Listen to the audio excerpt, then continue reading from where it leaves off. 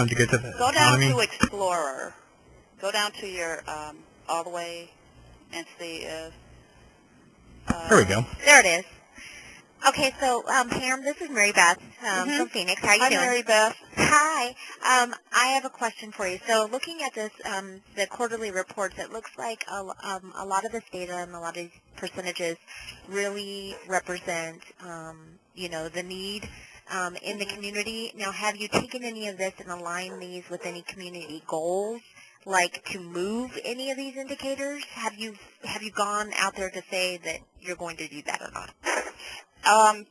It's interesting that you would ask that, and I have to let everyone know that wasn't a paid statement, but that is actually what I'm doing right now, is taking this information that we have, and of course, as I mentioned, this is about to be updated, but the information that I have, and along with conversations I'm having with many people in the community, and taking it to our community funders, particularly private foundations, because we tend to operate in a siloed fashion, and to say we have some extraordinary circumstances happening right now, and we need, and here's an example of them, and also here's an example of some things that we could do to address these issues. Let's pool our funds, even if we all just pooled $50,000 to specifically address these pressing issues that we have. Okay. So, and that's coming directly from all of the data that I'm seeing. Right. Okay. So you're currently working on that now. Yes. Okay. Yes.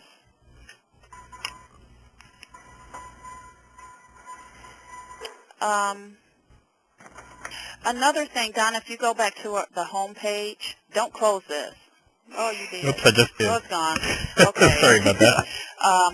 Go down to frequently asked questions.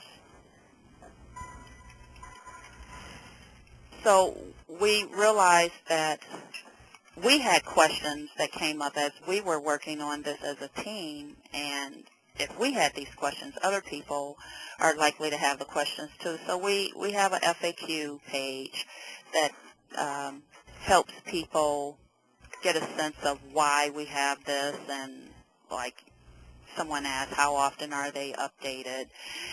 We are not restricting ourselves to these categories you see down the left side of the page. As a matter of fact, we have plans to add several more categories, including arts and culture, because the idea is to speak to the livability of a community, and that means that we should incorporate all of those aspects of a livable community. Any other questions? So again, what I did is take several steps back beyond standardizing the language for outcomes to give you a sense of the types of things that we are looking at, so that we can get to a point of standardizing the language. One more thing that I'll add to this.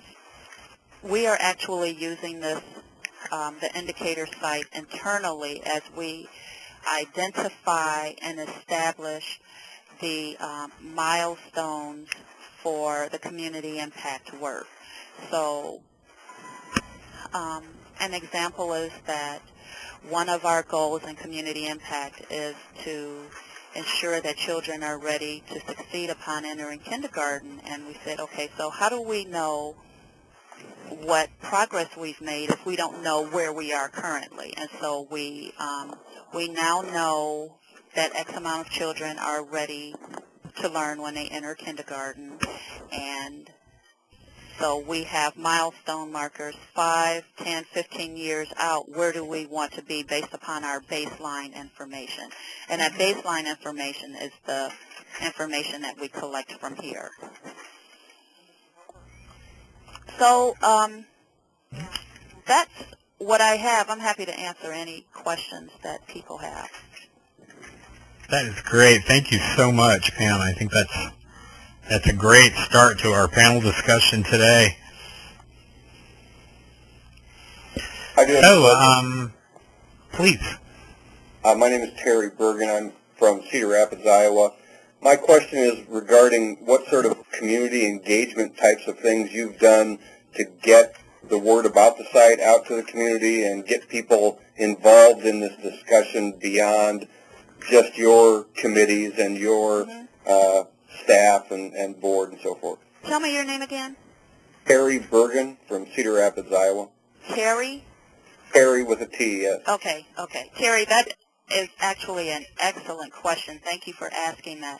So before we put any of this information on the website, we vetted it through many different parts of the community, and not just United Way of Pierce County volunteer committees.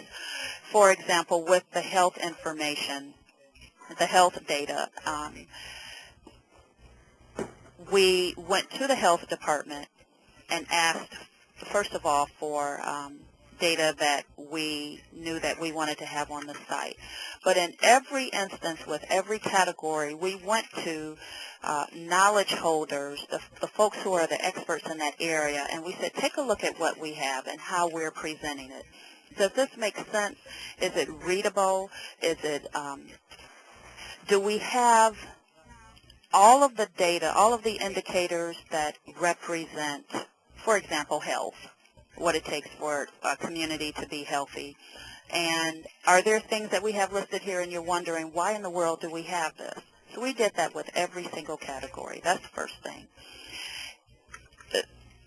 About a year after we rolled this, we made this site officially public, we convened people throughout the community with a community needs forecast, because we saw that there were so many issues that were going on that were not being discussed.